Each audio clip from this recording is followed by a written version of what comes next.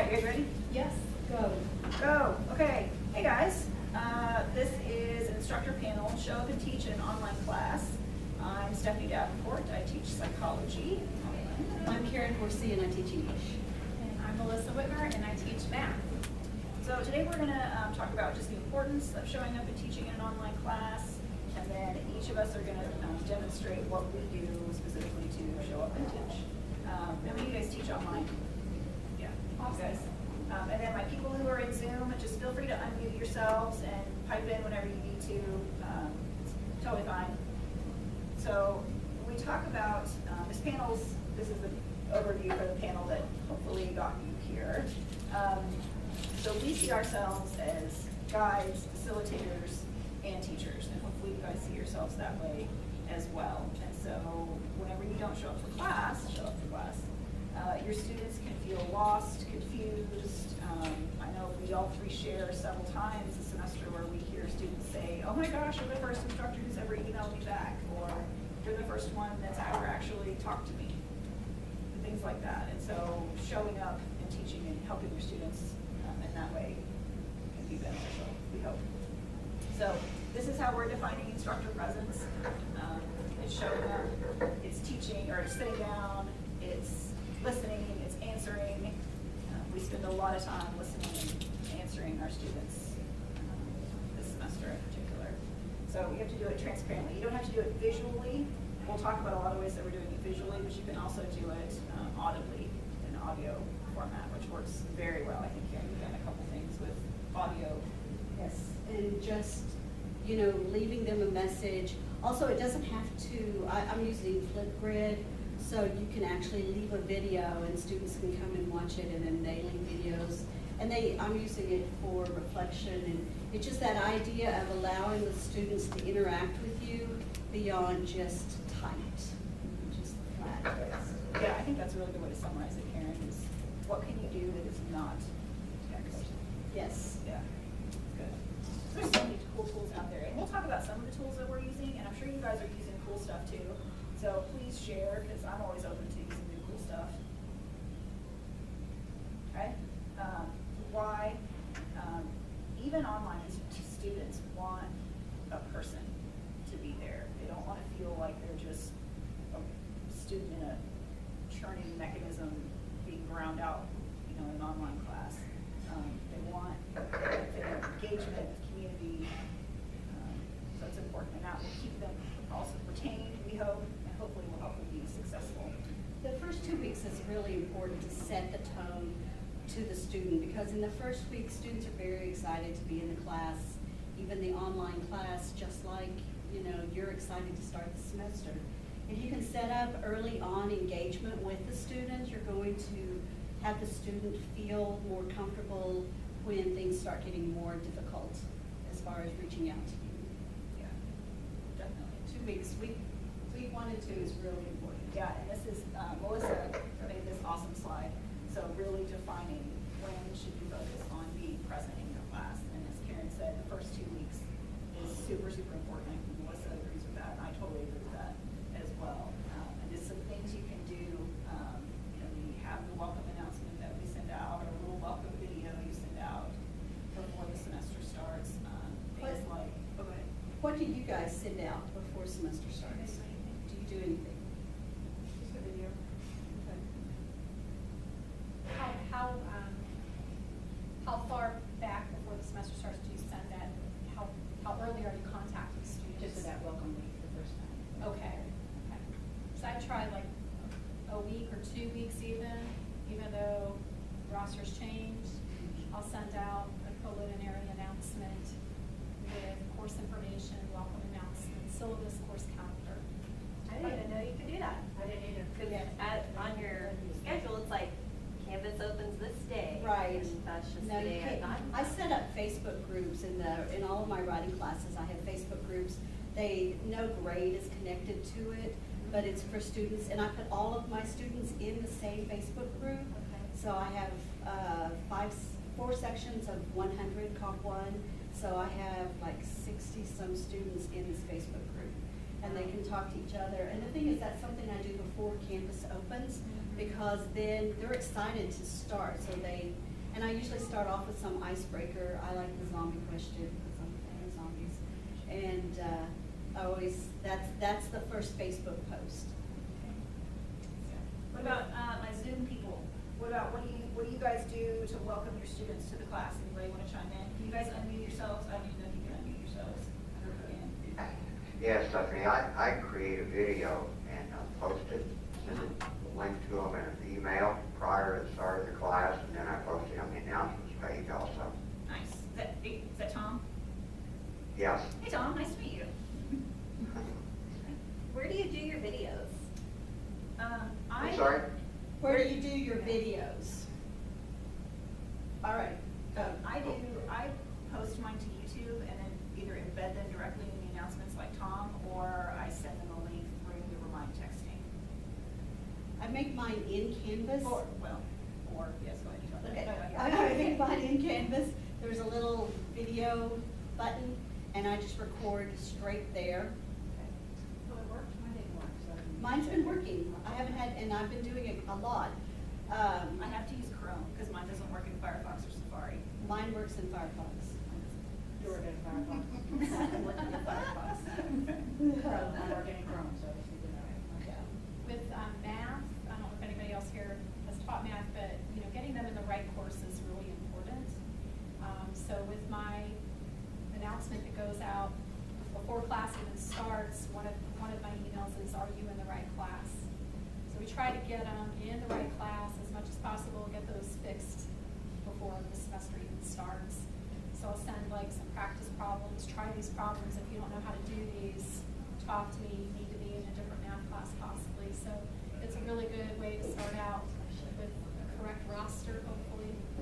I'm also in English. We're switching people this semester. Within the first 2 weeks, if I had a student that was having problems because they just online wasn't their bag, I moved them into seated classes. So that flexibility.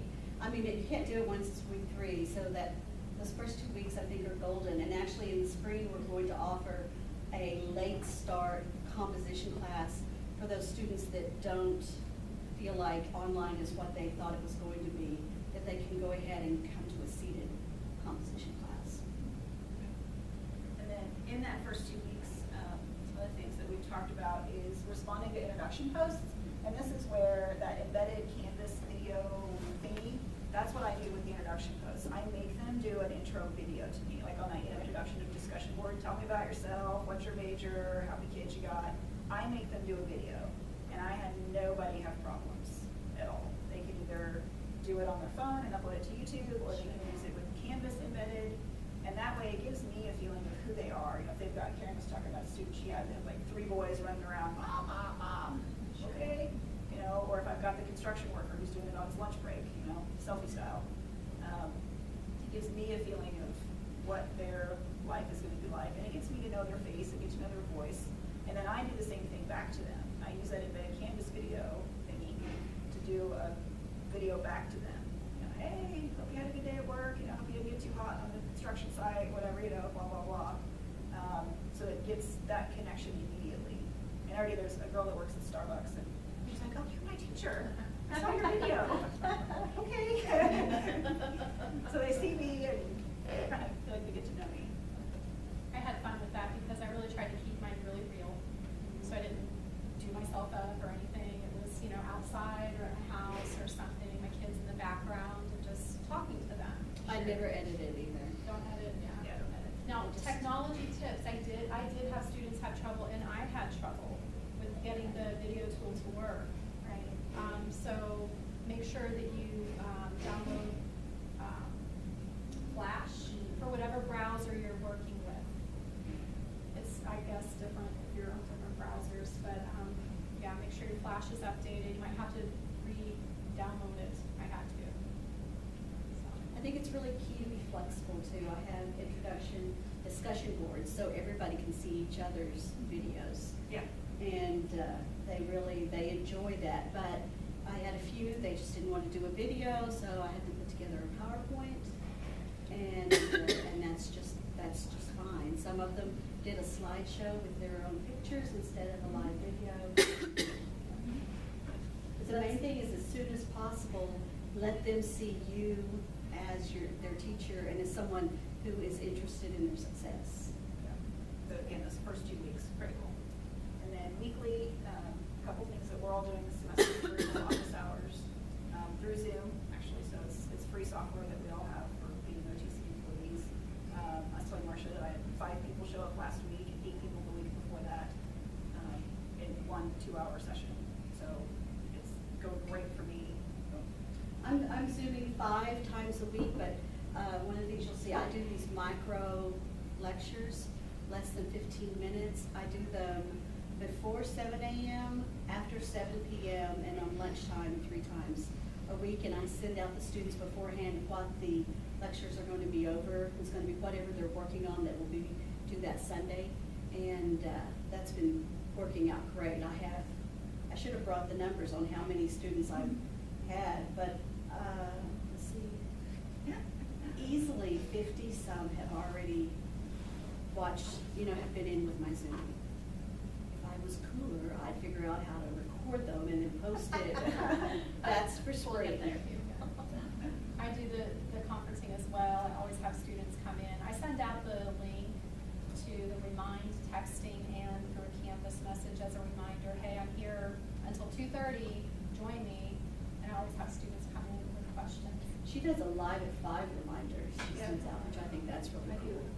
Melissa and I are both using Remind texting, which I haven't used before, and I was really nervous about letting my students text me, but it's been fantastic.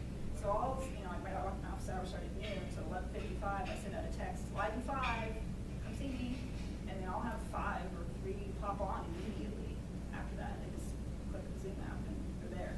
It's amazing to me. I have a question. Yes, Tom. When you do your video office hours or your online office hours, when do you hold them? When do you have them?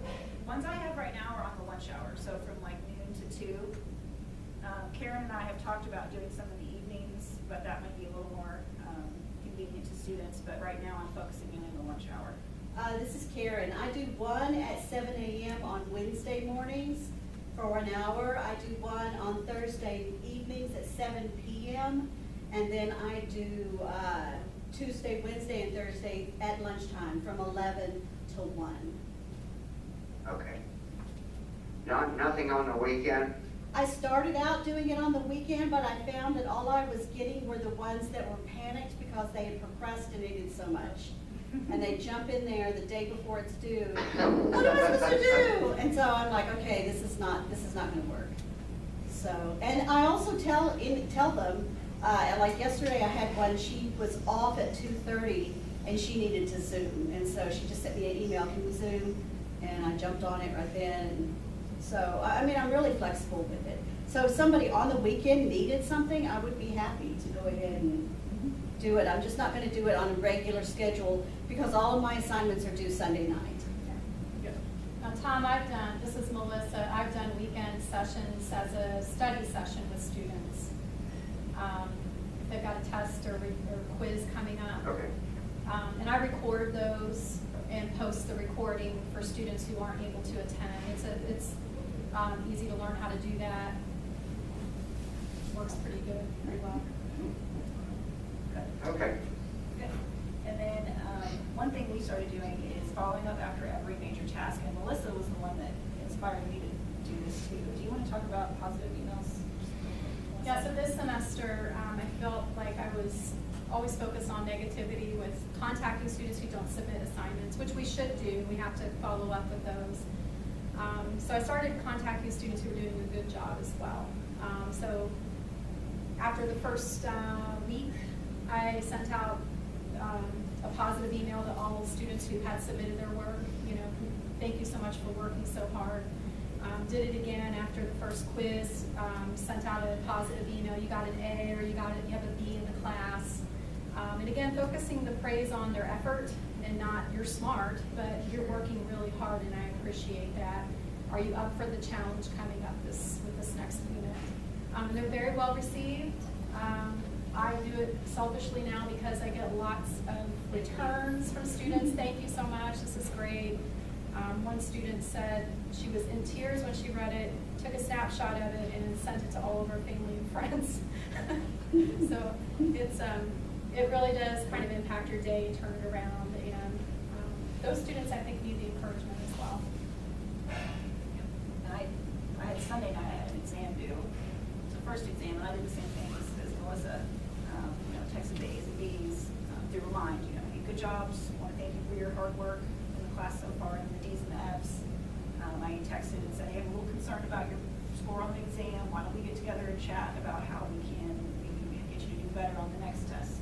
And then my C's, I kind of said, you did good, but maybe we can get together and try to get you up to that A and B range. So that way everybody got a message, not just Yeah. the highs and the lows. Yep. And then interventions for struggling students through the semester. That's something that we are working with right now as far as identifying those struggling students and working on interventions with them. We all three have a pre-course quiz or diagnostic assessment that flags students who may not be either ready for an online class or who may have some barriers to success. Things like not having a computer or not having internet may impact their ability to be successful in an online class. Math competence or just math-based The keys to the ability. course. Oh, yeah. I identified a couple that were pregnant and parenting students, and I was able to immediately get them hooked up with our person here, our Title IX coordinator, to get a plan for them. So, yeah, those surveys were super helpful and took a lot of time, but it's good data on the students. And we're hoping with the three of us, we're gonna aggregate the data and hopefully come up with, a short 10 question quiz that we can deploy to everybody if they want it, so that you guys would be able to identify those students that may need a little more intervention or a little more, boosting, more nudging. Was this an assignment during your program? It was assigned during the first week. Yes, I set it up as so in Canvas you can set up a prereq for your class. So they could not access anything in my class until they finished the quiz. I mean, literally nothing. They couldn't even see the assignments until they finished this pre-course quiz. So it's the very first thing I want them to do, and I want to force them to do it, and I force them to do it. And I want them to do it within the first week. Yeah. So. And that's a really cool feature of Canvas. I really am a fan of that. The online student kind of has a bigger learning curve, you know that if you work with online very much. And so it's really important to try to get them the assistance they need right away before they get so frustrated that they fail. Yeah. And the failure could be because of frustration and not because of an inability to do the content. Right. Some of the questions on the quiz address things like, are you comfortable reading material and retaining material, or do you learn better with face-to-face interactions? And if a student has one of those, then you should be a conversation. Do you need to be in a seated class instead of an online class? Yeah, another question that I looked for was their response to how many hours do you plan to Oh, yeah. spend per week? So it had different groups of hours, and so the ones that said 1 to 2, even 2 to 4, I flagged them and said, students who take this as a seated class spend this much time in lecture, and then on top of that homework, and so you get that conversation about, you might need to rethink your plan, make sure you have enough time. And let's see, next one. Oh, I broke it. Nope, there we go. So overall, kind of some tips on how to be human, because that's really what the end game of all this is I think a lot of times students in online classes think of you as some sort of nebulous cloud instead of a human. And so how do you make yourself be human? And all the things that we're going to talk about basically fall into one of these categories. Adding those personal elements, personality, like Karen said, I don't edit my videos, she doesn't edit her videos, my dog's barking in the background. It's fine. It makes you a human to them, and that is so important. Sometimes I think instructors fear the connection with the student, especially when they're teaching online, because for some reason that seems scarier to allow them. You'll be in front of the classroom and you'll say, the dog, whatever this morning. But in the online classroom, people feel more concerned that there needs to be some formality. And I think that's really something that needs to be dispelled. I think it's very important for them to see that you are human, and that, are you willing to allow, to reveal your